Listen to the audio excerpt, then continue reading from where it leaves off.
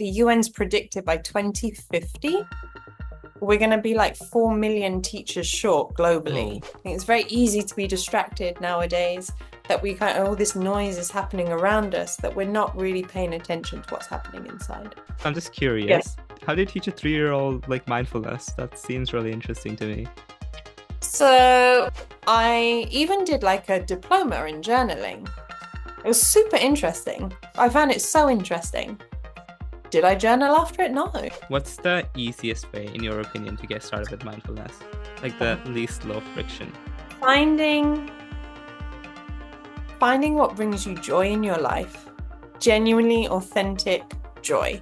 Hello, everyone. Welcome back to the show. Today, my co-host is unfortunately not here, but I'm joined by a very special guest, Lilly. Lilly is the founder of a company called Mindful Sparks, which is based in Bangkok, Thailand. Lilly, do you want to quickly introduce yourself to our audience just so they get to know you a bit better? Sure. Thank you so much for having me today. So hi everyone, my name is Lily. I am from the UK. I left the UK in 2007. I've been living in Asia ever since and working in education. And then in 2019, I stepped back from full-time teaching to focus on what is now Mindful Sparks. And yeah, I'm based here in Bangkok, Thailand. I've been here now for about 8 years.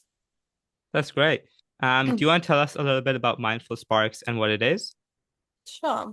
So Mindful Sparks, we focus on supporting teachers' well-being inside and outside of the classroom. So we're training teachers to strengthen their self-awareness, practice compassion, and build resilience to help them really thrive. Like teaching it's a demanding profession. You know, I've been teaching for years, and it can be the most wonderful job, and it can also be the most taxing job as well. And I've seen through my experience the toll it can take on teachers. So something I'm really passionate about is supporting teachers and giving them tools and strategies to help them navigate their job and to find joy again in their job. Yeah, like I know my sister is also a teacher and like yeah, it's a very hard job because not only do you have to deal with kids on a regular basis, which could be good or bad depending on the things you like to do. But there's also a lot of, extra hours involved where you're working after school or you're just marking papers and stuff. And like I think especially in Australia, like teaching, there's a huge shortage of teachers. Mm. Um and yeah, it's a hard job. And I think we need to worry about teachers' mental health and how they're coping with the stress that dealing with children gives them. So yeah, it's definitely a big issue. 100%. And I think it's somewhere, I don't quote me exactly on this, but I remember reading, I think the UN's predicted by 2050, we're going to be like 4 million teachers short globally Oh, wow. because there's such a high departure rate from teaching at the moment due to stress and burnout, which is Hmm. crazy. Yeah, yeah, it's rough. Um, anyway, I think you mentioned earlier that you started this company back in 2019, but kind of got screwed over by COVID. So how did that impact your journey and what changes did you have to make? So when Mindful Sparks originally kind of became an idea, became something, it was focusing actually on children, Hmm. focusing on like after school activities or extracurricular activities, that kids can sign up to after their day at school, Yeah. uh, bringing kind of mindfulness practices, mindfulness strategies to them through games and activities and art and cooking. And yeah, we managed about 1.5 terms in Hmm. international schools here in Bangkok, and then COVID hit. Yeah. And that was it. Like, you can't go into schools. Schools obviously were trying to understand how do we continue educating in this new situation. So they, things like after school activities, additional things were the last of their concern. Hmm. Um, so yeah, it just meant that everything stopped very quickly. And it took a very long time for things to pick back up again. Yeah. Yeah, I mean, comparatively compared to the rest of the world, Thailand wasn't under such strict regulations or such strict measures. Hmm. We did have a little bit more freedom in terms of movement and things like that. But the rate of online learning to in-person learning, like it just kept going back and forth for so long that there wasn't any consistency. And it was actually during that time that I kind of sat down and was like, okay, well, I mean, this isn't going to work, right? I've got no job, I've got no employment. Um, what can I do differently? And, I'm a teacher and loads of my friends are teachers. And talking to them and understanding the challenges, a whole new set of challenges were coming through, right? Everyone's trying to navigate how do we do this online? And I was beginning to realize, like, actually, you know what? Like, this is where the pain point is with the teachers. And Mm, I wanted to, and it really kind of reminded me, like, that's my passion. When I was working my last full-time job, I was pastoral lead and I was working with students and with teachers. And it just reminded me of, the kind of drive I got, the joy I got from working and supporting teachers. So it really made me kind of pivot and think, what do I want to achieve out of Mindful Sparks? And yeah. that's where, it did it. The focus shifted to teachers. It focused on their well-being, the immediate and the long term. Hmm. And then as a kind of, as a ripple effect of that, obviously impacts students and the school community. Um, and from a very unfortunate incident, a big positive that came out of it globally and not just in education, but there was a big conversation shift about mental health and emotional health Hmm. and, burnout. And what does it mean to like have a job? You know what I mean? Like, who are you working for? Where's your joy? Where's your balance? Where's your support? So from that, it definitely opened a lot more doors in schools, which is great. Yeah. Because at the time, if you're going into schools and being like well-being, they're like, oh no, we're good, thank you. And like it was Yeah. a Yeah. tough conversation. And you throw in the word mindfulness, and many walls went up, many barriers went up. Hmm. But it began to open more doors. And they're Yeah. still slowly opening. There are still repercussions of those few years that, we're still working out. We're still sussing it out as we go. Yeah, yeah, no, and I definitely agree with everything you said. Because I graduated high school in 2019. And I had this really lovely English teacher. And she was the only one who kind of helped her students do mindfulness. So like at the start of like every class, or I think it was every Monday, she would kind of play these guided meditations, um, for 10 minutes or so. And like most of the kids would just go to sleep. No one was really paying attention to the meditation itself, because it's like a nice, cozy environment, and you just want to like, go to sleep. But yeah, I think after COVID or during COVID, I just became a lot more concerned with my mental health because we just had so much time to think and not really do anything. Yeah, it just kind of gradually started, gravitating towards meditation and trying to be more mindful in my day-to-day life, Mm. which was an unexpected impact, but definitely a positive one. Yeah. Yeah, so tell us a bit about the types of techniques you use to train teachers into becoming more mindful in the classroom and with their day-to-day lives. So when we approach teachers, I've learnt the hard way to go in straight away and go, we're going to teach you mindfulness isn't the most productive way to start a conversation. There's a lot of preconceived ideas and preconceived notions about what mindfulness is, who it's for, and why we should be doing it. Okay. So our approach is to say, look, we're going to help you but we're going to build your resilience. We're going to strengthen your self-awareness. We're going to teach you how to practice compassion to yourself and to others Mm-hmm. through structured, formal mindfulness practices and through more informal activities that benefit you and also will have a knock-on effect in your students. These are things that you can also use with your students, and Mm-hmm. I'm talking from 3 years old up to 18. Like I've taught the whole range and they Wow. work. It's Yeah. just changing, the language that you're using or, the way that you're delivering it will be adapted to suit your students' needs. I'm We, just I'm just yeah. curious. How do you teach a 3-year-old like mindfulness? That seems really interesting to me.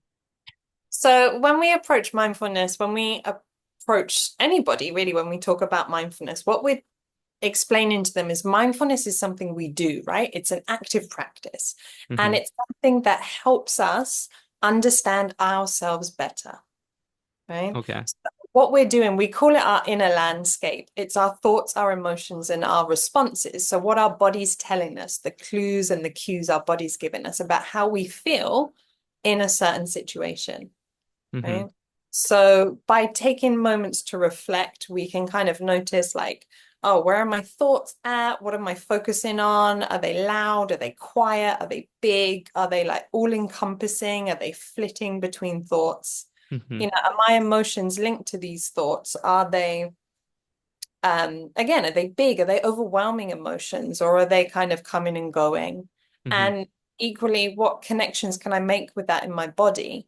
You know, like I'm thinking about something I have to do later. That's all I can think about because it's like, I can't forget I have to complete this task later.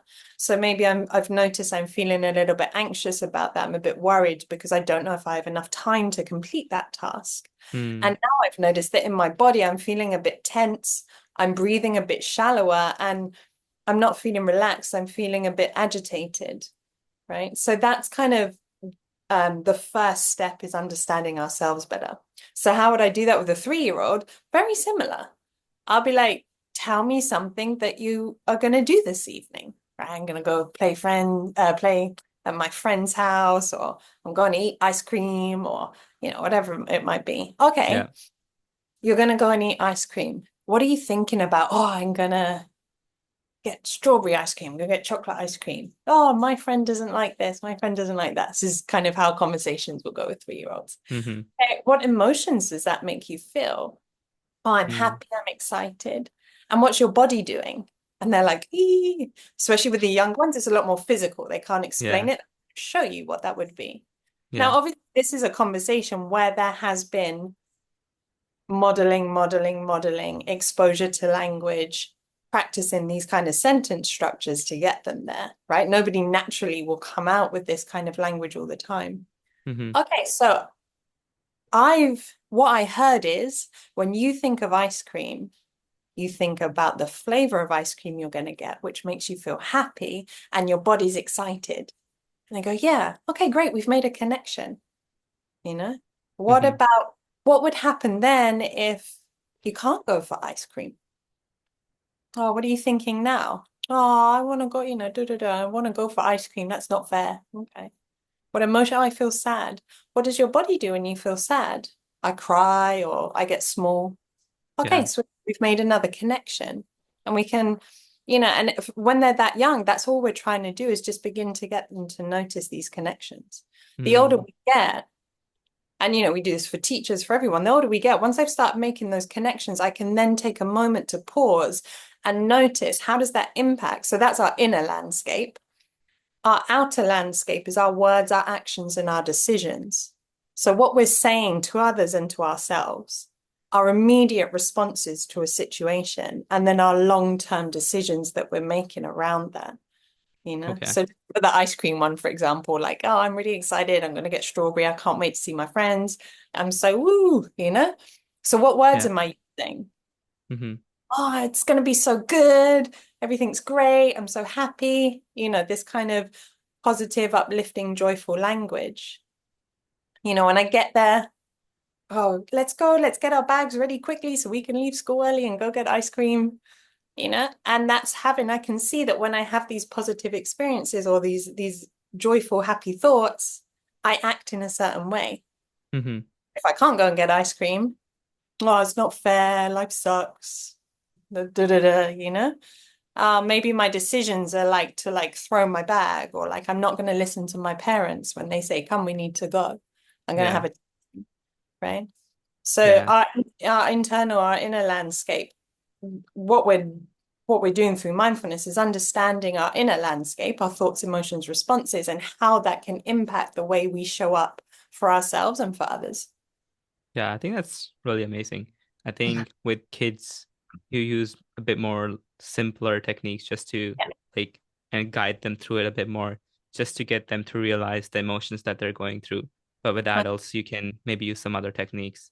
Do you want to maybe talk about running a workshop with some teachers and what are the kind of things you usually do in one? Mm.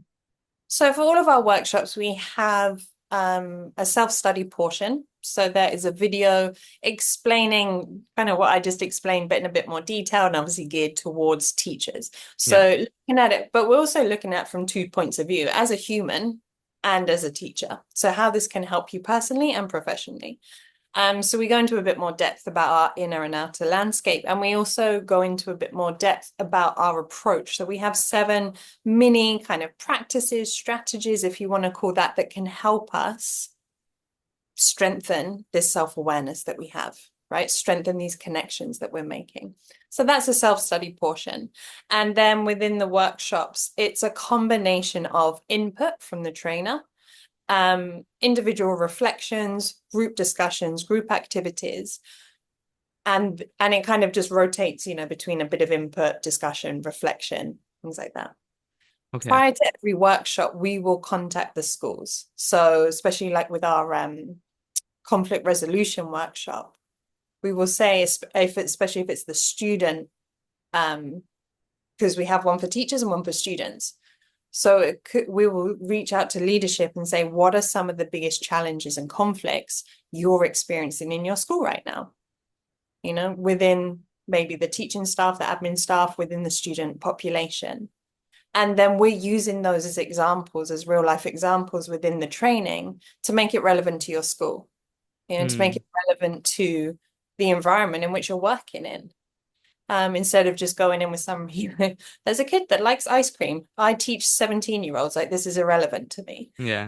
Like, so we can actually check in with schools first and make sure that the specific examples we're using as reflected, to reflect on and as pieces for discussion are ones that teachers are dealing with in real time. Yeah. So you're We're kind giving of real time.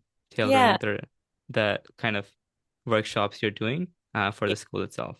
yeah. And giving them real-time responses, Yeah. real-time strategies that they could use like the next day, they could go in and go, right, okay, we focused on language in this. I'm really going to make an effort to change the way I respond to a challenge. Hmm. And that's going to be my first step, Yeah. and then I'll build off of that. Okay. Yeah, I think that sounds wonderful. Um, what I want to know is, have you seen any major improvements in the well-being or whatever of like the school that you have delivered a workshop to? Yes, like I have. It shows up very differently. It's very hard to say, oh, if you do this workshop, this is going to be the outcome, Yeah. right? We're dealing with real life people in a real Mm-hmm. life situation, in a very high pressure situation, Mm-hmm. uh, with very different dynamics in schools. So that can be quite challenging for some people to say, like, but what's going to be the outcome? What are we going to see? What's going to be different? Mm-hmm. And that's going to depend massively on the buy-in from leadership in the schools, the buy-in from the teachers, the way that, you know, taking these approaches, taking these mindfulness practices are integrated into the school community. Are Mm-hmm. we a tick box exercise? We need to do this for our licensing and renewal? Or is this something we really genuinely believe in and we're going to start embedding it in our mission statement, our values, the way we conduct a staff meeting, the way we do appraisals? Mm-hmm. Where are you placing value on being more mindful in your approach to education and to learning and supporting your staff and your students? So for schools that, I mean, personally, I've worked in, I've been very fortunate in my career to have worked for some really wonderful leaders who understand this, they get this. And, what started off, this was before Mindful Sparks came along. This is when I was just on my personal journey of being like, I see value in this. What can it look like in my classroom? Mm-hmm. And what started as just my 20 students were beginning to be kinder to each other. We're changing the language that we're using. We're taking time to reflect. We're thinking about how our actions are impacting other people, not necessarily just in our group that we're working with, but the whole class. We're making conscious choices to change the way we're engaging with ourselves and others. Hmm. And I get feedback then, leadership are getting feedback from other teachers, parents, other students of just genuinely how nice this class is. They're Oh, happier, that's great. they're more grounded. And bear in Yeah. mind, I when I was teaching, I teach younger kids. So these kids, this class in question, I'm thinking about are 5 and 6 years old. Hmm. But they're just more aware of themselves. They're aware of their kind of triggers, and Yeah. again, we're five. Like it's not like we're having perfect days every day, Hmm. but over time, we're seeing that we can deal with challenges, we can deal with friendship fallouts, we can deal with, you know, just tired teachers. We can deal with homework, we can deal with Yeah. not understanding how to complete a task better, more Yeah. gracefully. And, from that did lead me to, and I hate this term, which is why I'm using quote marks, to deal with the more challenging classes. Mm. And because people are like, you have a great way of communicating with the kids. Like we can see changes in kids. And no, there's no such thing as a challenging class. Every class has challenges. It doesn't mean that the children are challenging. It just Yeah. means their needs aren't being met. And Hmm. as a teacher, one of your roles, your first role is to establish who are my kids? Who are my students? What do they need from me? Where are we lacking? Where do they want more support? Where are we thriving? And how can I, as the adult in the room, model behaviors and language that's going to make everyone feel safe and supported and seen, and create a community where we can all learn together? We can thrive, and I can thrive and I can have fun as the teacher. Like I'm not putting out fires all day. I'm not, dealing with, why'd you do that? What are you doing that for? Why'd you say that? We can actually have conversations around it.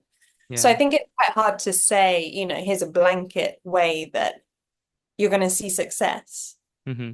It could be a change in language. It might be a change in classroom dynamics.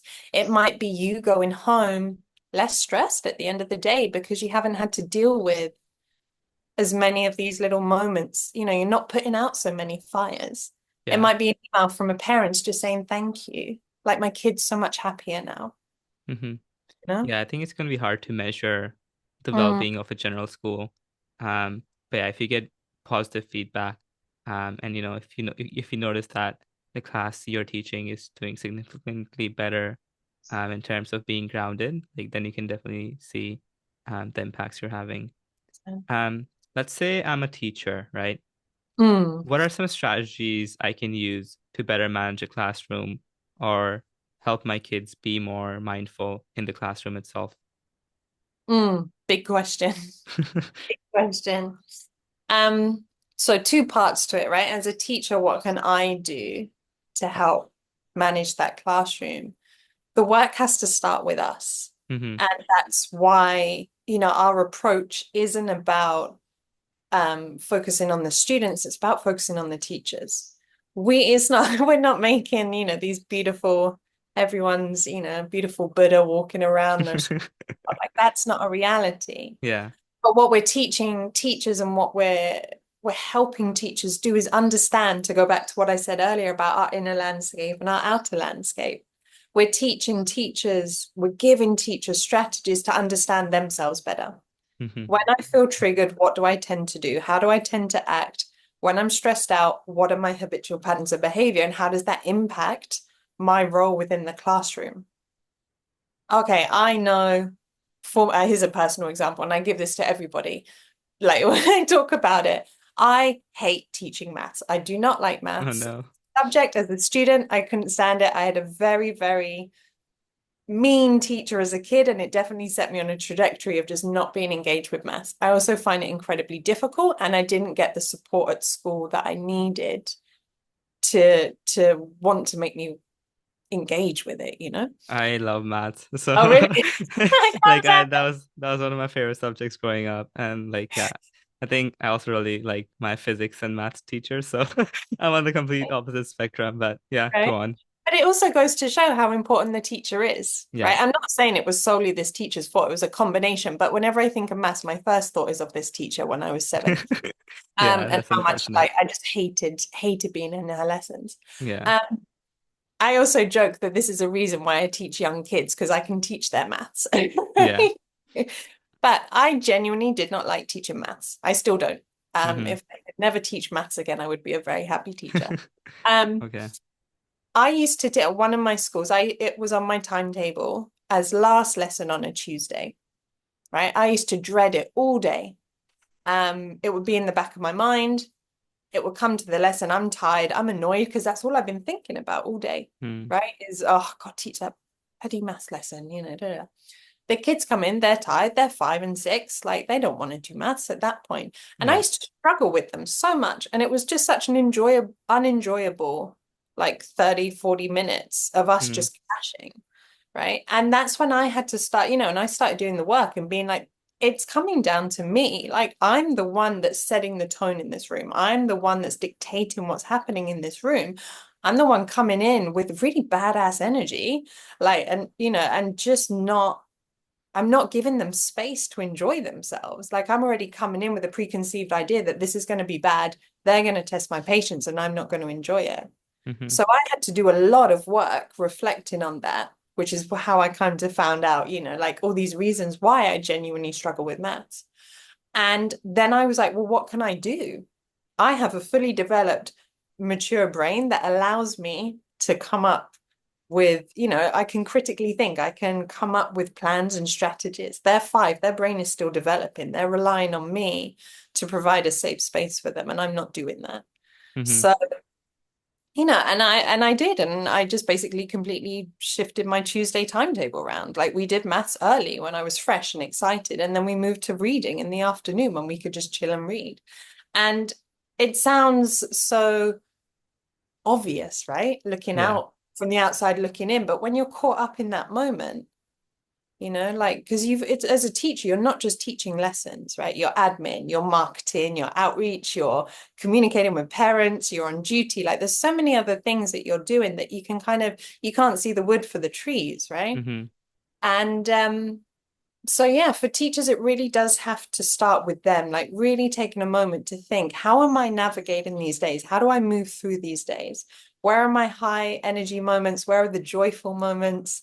Where are my kind of bits where I butt heads with my kids, or where are the low energy? Where are my pain points in the day? And is there anything I can do, any strategies I can put in place that can improve this situation? Mm. It might be like I did, shuffling my timetable around a bit to acknowledge that. It might be changing the language. Is it, oh man, I got to teach maths. Now I have to teach maths, Yeah. right? Keep it objective. Let's not, um, play into this drama of what I have to do. Um, and it really does take consistent, reflective practices to do that. So there has Yeah. to be buy-in from teachers. There has to be a want to be happier in your job role, Yeah. which also sounds really obvious, but sometimes the fear of changing what you know can be quite challenging for people. Hmm. I don't like this, but I know how it works, right? Yeah. I know what's going to happen. I know the next step, but if I need to kind of change everything and reflect on me and bring all these strategies into place that potentially make me feel a bit weird and uncomfortable and awkward doing breathing exercises with my kids, we'll just stick with what we know. Yeah. Yeah. Mm. I guess, yeah, what you're saying is that as a teacher, you need to be mindful about your own like moods and the things you like and dislike. Just so you're aware of them and you don't kind of pass them on to the kids. For you, that was like a dislike of maths, which you were like passing on to the kids, right? But Mm. for someone else, that might be something different. Yeah. Um, and just being mindful, you know about those things. And once you know about them, you can find the solution for them. So Right. yeah, Like you're the role model in the class, and if I'm modeling stress and annoyance and frustration, they're going to start associating that, like you're saying, with the lesson. Yeah. And that's not fair on them. That's putting my biases onto their experience. Yeah. What I need, and I'm also modeling that it's normal to get annoyed and stressed and frustrated and to live in this kind of state to kids. It's not. Mm. All Yeah. of that is, I'm self-imposing that on me. No one's telling me you hate maths, you're bad at it, you shouldn't teach it, but you've got to do it. It was all me telling myself that, right? Yeah. And do I want to work in a, do I want to go to work and just kind of live in that state of stress and unease? Or do I want to do things that are going to help make my day more joyful and present and have fun with my kids? Yeah. Yeah. Yeah, especially I think little kids, they reflect a lot of things that you Mm, do as a teacher. So like if you're not bringing a good positive energy, then they're more likely to do the same, and mhm, that can have a huge impact on the classroom itself. So yeah, that's some great tips.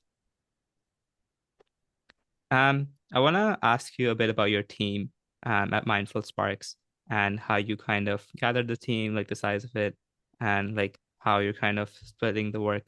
Because I'm assuming you're doing a lot of different schools in Bangkok. So do you want to tell me a bit about that? Like, how you formed the team and what are your kind of day-to-day roles? mm. So the team is 99% me. Oh, Uh, okay. I I didn't I expect that. do have so there are two other wonderful trainers, Maeve and Alice. Yeah. Alice is based here in Bangkok, Maeve is in Samui. Okay. Um and they work again, they're teachers, they are working in different roles, in different capacities. Um, but Mindful Sparks is something they really believe in, and it's something they're very passionate about. So they help out with workshops, running workshops. Maeve was able to come to Singapore with me earlier this year to do some of the workshops there, which was great. They help a lot with the content of the workshops, and they're coming from. So Maeve has a background in breath work and flow, and she's an amazing hoop, like the big hoops. I don't want to say hula hoop. I don't know if that's the right word. The Yeah, big hoops that, as a that's kid you correct. but she runs some amazing workshops on Samui. So she's very focused on the mind-body connection, somatic movement, somatic therapy. And to have that that lens coming in as well when we're creating stuff and when we're talking about reflection and mindfulness practices is really, really wonderful. Alice is based here in Bangkok. She works in early years, so she teaches really little ones, like 2, 3 years old, Hmm. 4 years old. And she's just got her qualification to be a play therapist. And she's very, very focused on the student, and how we can help support the student holistically. So to have these very different perspectives coming in, I have a background in meditation and yoga as well as, teaching. So between us, it's a really nice kind of well-rounded look at how we can support educators. I think Yeah. between us, we have like 36 years teaching experience, which is, Wow. amazing. We know what we're talking about. Been in Yeah. Asia for a long time. I think May's been in Asia for about 10 years, Alice for about 8. So we understand the context here. Like we're predominantly working in Southeast Asia, right? So we Yeah. understand the context here. Yeah. And then we have an advisory board who are amazing. So my husband Keng's on the advisory board. His background is business, well-being. So he's really helpful when it comes to business development and, just ways of navigating that space. And then Mark Rene, he is principal at a school in Hanoi. I've known him for 10 years. He was actually my mentor when I was doing my PGC, my teaching qualification. Oh, that's great. And so to have somebody from leadership, and he's been in leadership in China, in Thailand, and now Vietnam, is just really amazing. Like to really understand. I've been in middle level leadership, but not all the way up. So to have somebody with that background's great. And then my friend Rosie helps out. She's also on our advisory board. She's been in education for 5 years, and she is just genuinely one of the cleverest people I've ever met. And she's so articulate and driven to really help support um, mental health in students and teachers. Like she's just such an inspiration. So yeah, that's our team. Yeah, that's Um, great. Um, Day to day is me. yeah, I wear many hats. I'm learning so many things every day. You know, my learning curve just does this basically. yeah, Learning social media, learning LinkedIn, learning, sales. So yeah, it's been a very interesting.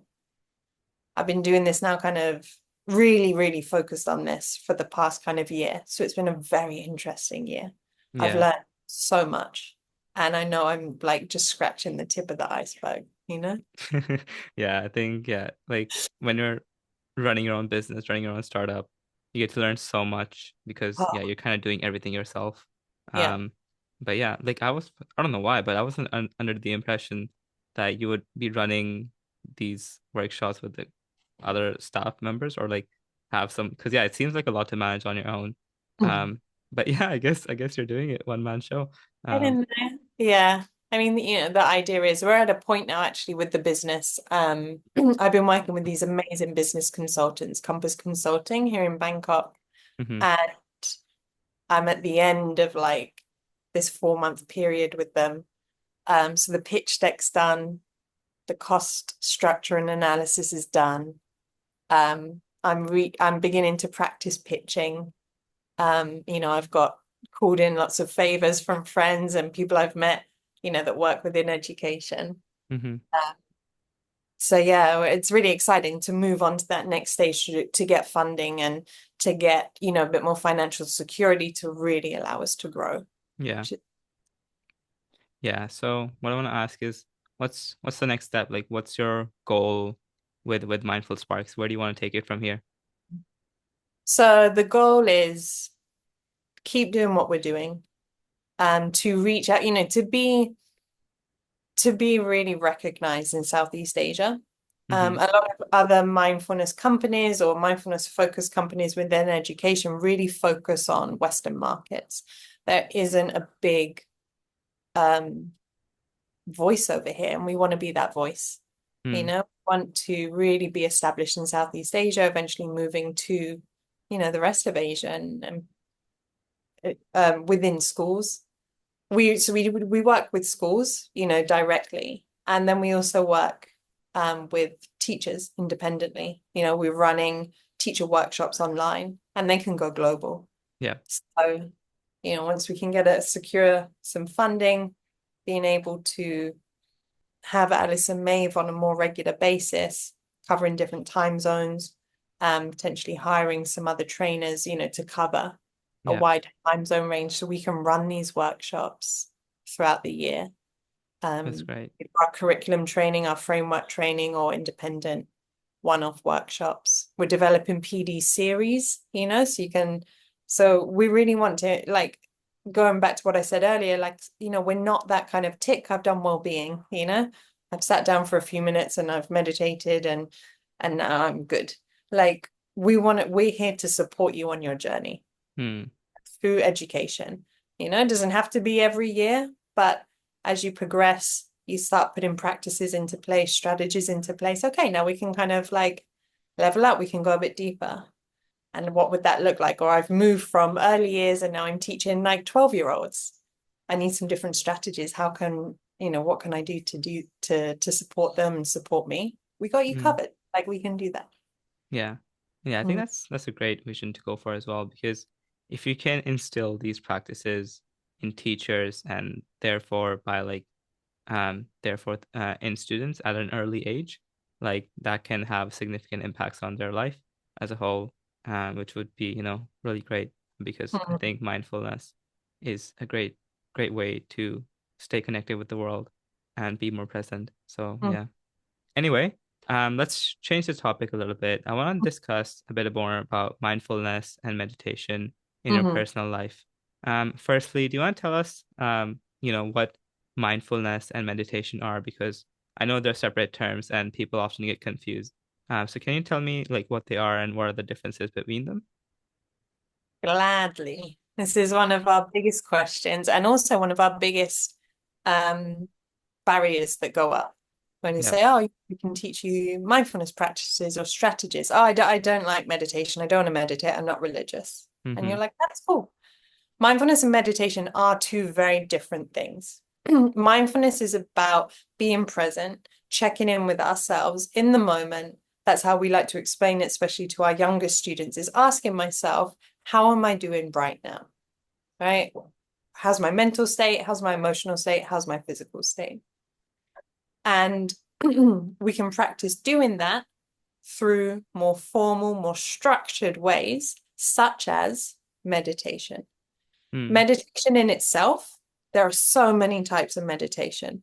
We teach like a mindfulness meditation, which again is basically asking those questions just in a quieter, um, like in a quieter way, in stillness, taking that introspection inwards. It could also be through journaling. It could be through breath work, through movement, right? It could be through painting, through drawing, through dance, anything that is allowing you to be fully present, right? Which means that we're not thinking about what I need to do in half an hour. We're not thinking about our to-do list. It means that we're not, ruminating. Oh, I can't believe I said that. Like, what an idiot. Why did I say that? Why did I Yeah. say something else, right? We're just noticing now I'm going to do this, and now I need to do that. And eventually we can get into that kind of flow state where we're not having to say, now I'm going to do this, now I'm going to do that. It's automatic.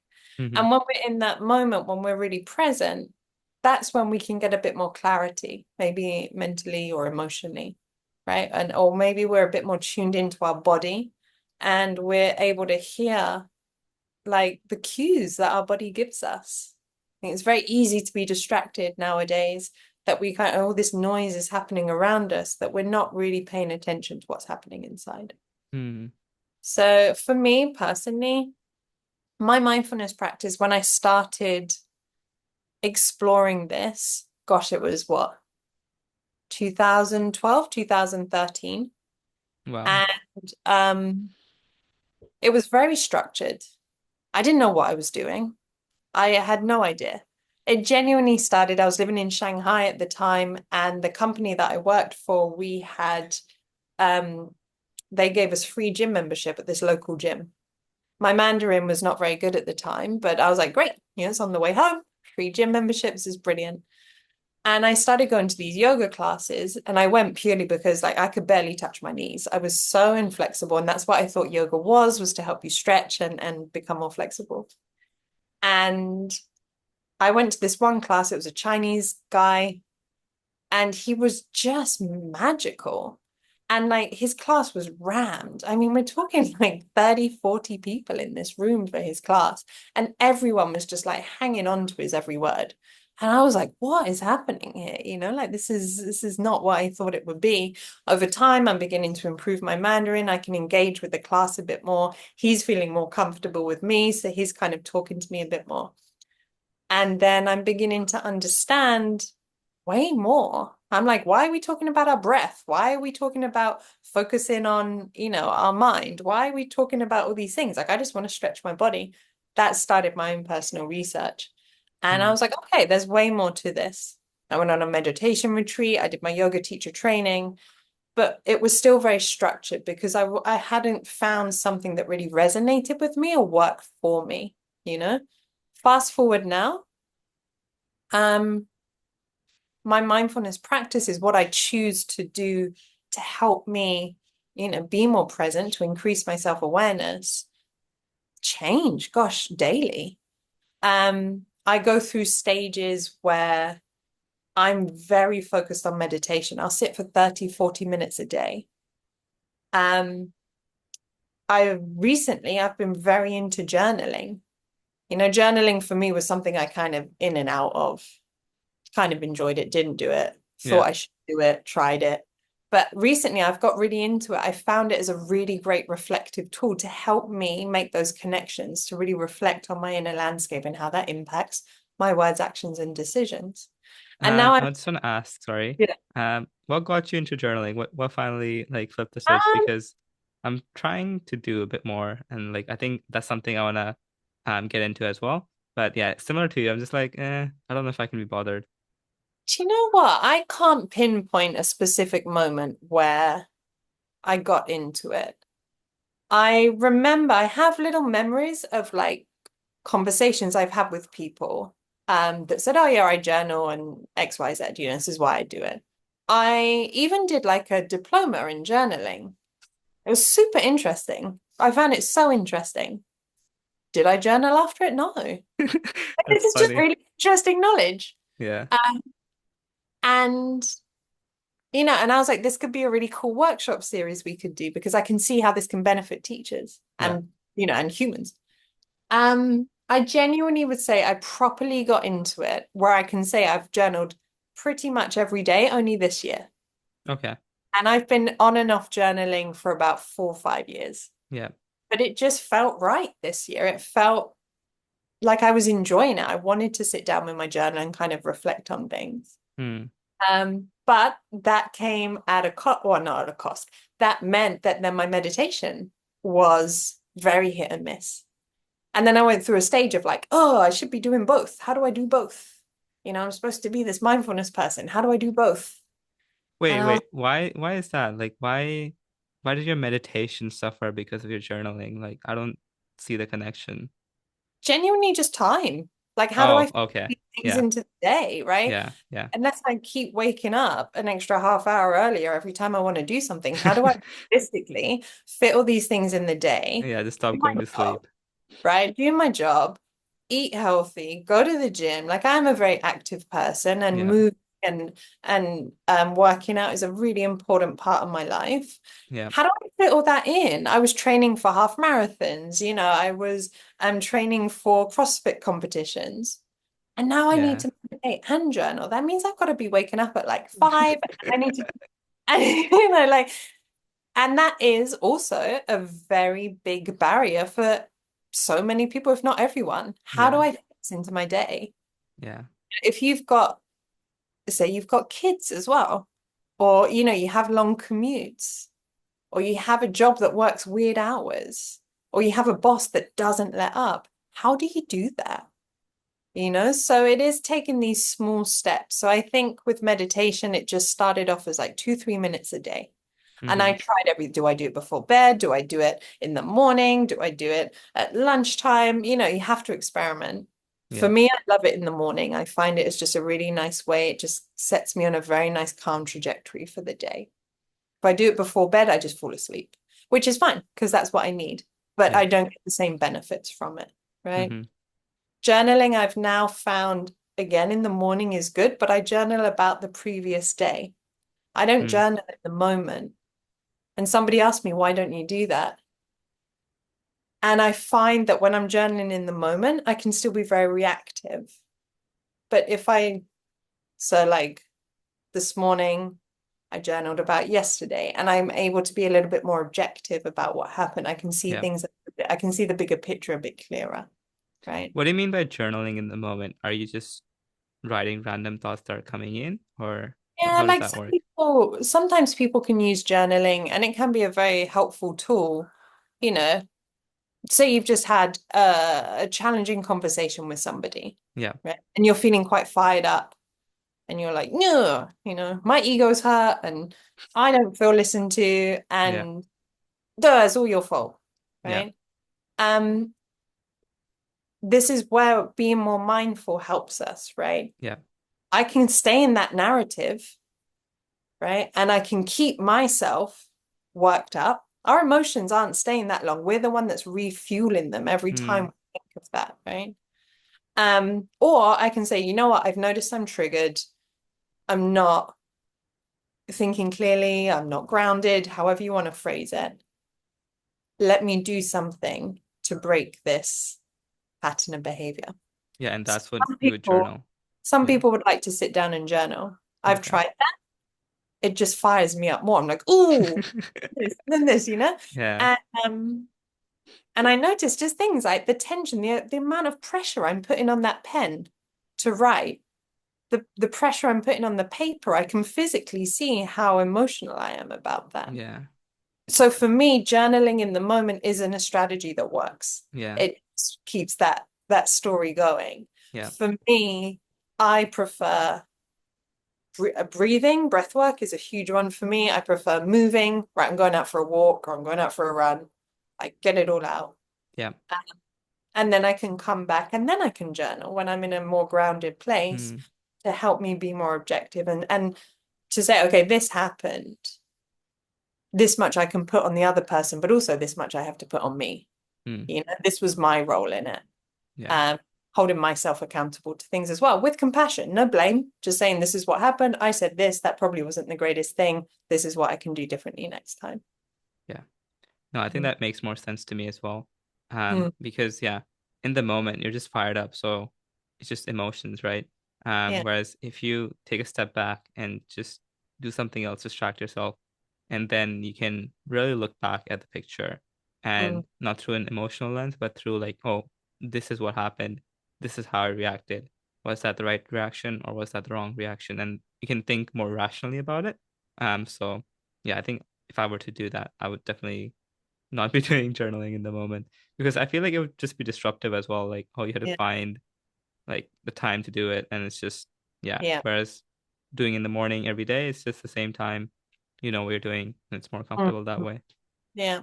I would challenge though something you said when you said, is this the right reaction or the wrong reaction? Right? That is a layer of judgment that we've put on subconsciously, right? We're saying that I should do this and I shouldn't do this. This is right, this is wrong. And when we're practicing mindfulness, we're not taking that accountability away. There are some things that are wrong that we should not do, Mm-hmm. right? But by saying that something is wrong, or by saying I was wrong, I did wrong in this situation, Mm-hmm. um, I messed up, I'm a bad person, I shouldn't have done that. Yeah.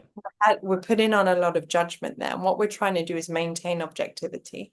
So we can say, like, I said this. Am I Mm-hmm. proud of this? No. Is this something I want to, do I believe this? Probably not, right? We're saying things in the moment. For Okay. example, Yeah. um, is this language that I want to continue using? Yeah. No. Okay, so now I've identified that. Doesn't make me necessarily a bad person, right? Mm-hmm. It doesn't make me any less than. It's just something that I tend to do if I'm angry or if I'm frustrated or, whatever that might be. Yeah.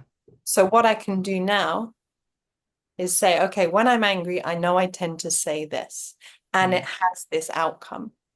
So what I'm going to do instead to stop me, to bring that kind of pause, so I don't say that when I'm angry, I'm going to say, I need a break and I'm going to go for a 5-minute walk. Mm. In your head, right? You're having that discussion. Oh, you said that and you're an idiot and I don't like you and da da da da da. Yeah. We haven't acted on it.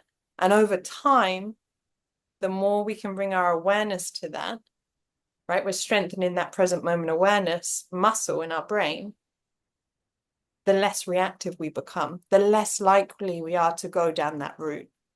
We can say, okay, I'm annoyed, I'm going for a walk. Wow, that was a really intense conversation. I feel frustrated, my body's tight. How can I move on from this? Rather than getting in a cycle of blame, blame, blame, blame, blame, because that doesn't help anyone, right? Mm. Yeah. I guess that's an interesting way of because you're just looking at it, right? Because you're just labeling the words differently. Mm. Instead of right or wrong, you're looking at it, okay, what did I do? And was that something that I'm proud of or not? Um, yeah, because that's taking some pressure off of yourself. Mm. You're still responsible for the action, but you Yeah. don't have to blame yourself Mm. for it, which can be beneficial, I guess. Mm. Mm. Mm. The next question I want to ask is if someone hasn't really, paid attention to mindfulness that much, or just, heard the term but not really thought about it, what Mm. would you say to them? Like, why is this a good thing that we should be doing in our day-to-day lives? I would say to them that by practicing different things, meditation, journaling, breath work, whatever that may be, practicing something that resonates with you, that allows you to understand yourself better, to connect with your authentic self deeper, brings you so much more freedom and joy and ease in Mm. life, right? It's not easy. There's a lot of things we have to overcome. There's a lot of preconceived notions of who we think we should be and what we think we should be doing, unconscious biases, the way we've been socialized that might influence what we determine as successful, or not in our culture or depending on our gender identity, things like that. But when we can connect with our authentic self and we understand ourselves better, we're not comparing ourselves to anybody else. We're just saying, am I happy in this moment? Am I doing something that's bringing me joy? Am I Mm. living a life that I'm proud of? Am I navigating this world in a way that is having a positive impact on others, indirectly or directly, Yeah. intentionally or unintentionally, you know? Yeah. And Yeah. for some people that can be like, what do you mean? It's great. Life's great. Okay, cool. If life's great, then that life's great Yeah. for you, you know? But for people that are like, oh, you know what? I do feel a little bit like pressured sometimes, or I don't feel like I'm doing, I don't feel I've reached my potential, or I'm not sure what I'm doing with my life. Just take a moment, find out who you really are, And it's not like, I mean, I've been practicing this for years and I'm 41 now.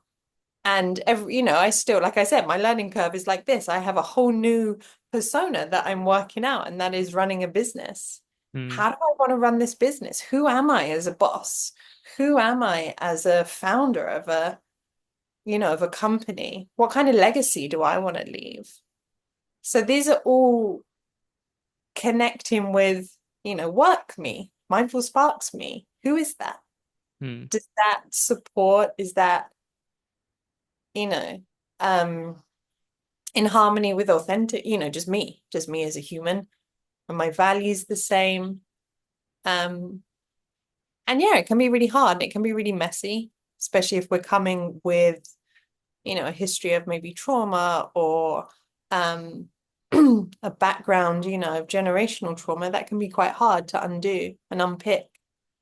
But once you do begin to understand yourself better and where you fit in with everything, it really does bring a lot of freedom.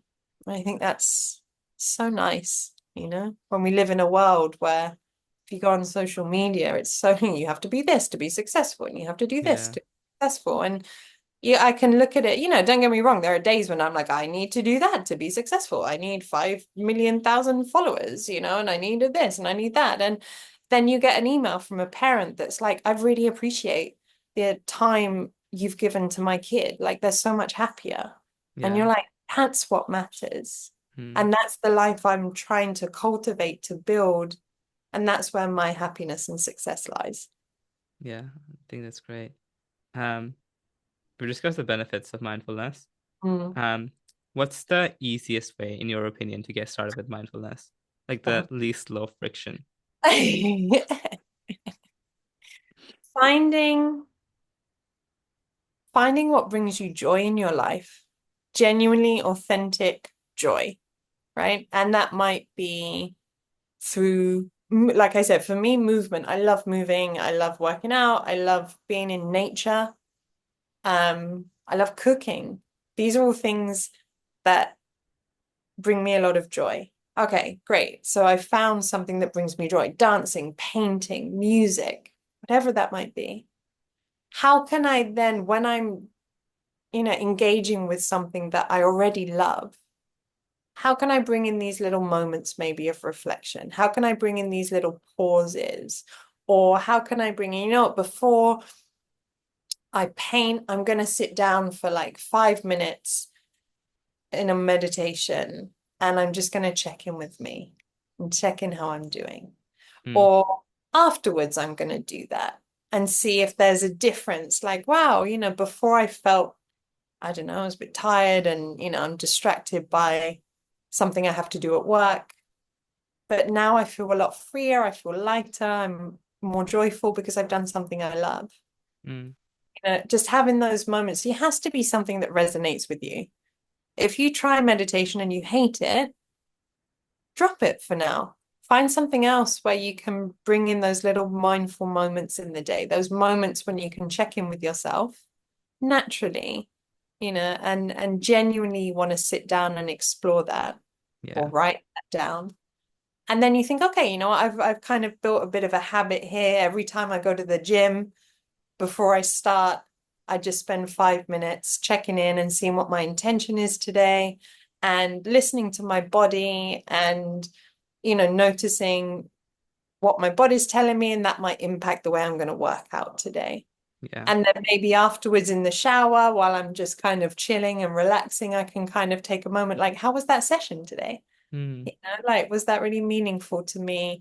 What are some highlights from it? Is there anything I've learned from that maybe because I was very focused on what I was doing in the present moment, I've noticed that when my mind was distracted, I wasn't able to do as many reps because I was just sitting down and thinking about, this thing I'm ruminating on. Hmm.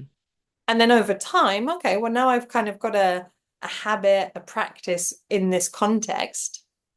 Maybe let's try it in a different one and see if that works. Now Hmm. maybe I'll come back and try meditating in the mornings and see if that resonates with me. You know? Yeah.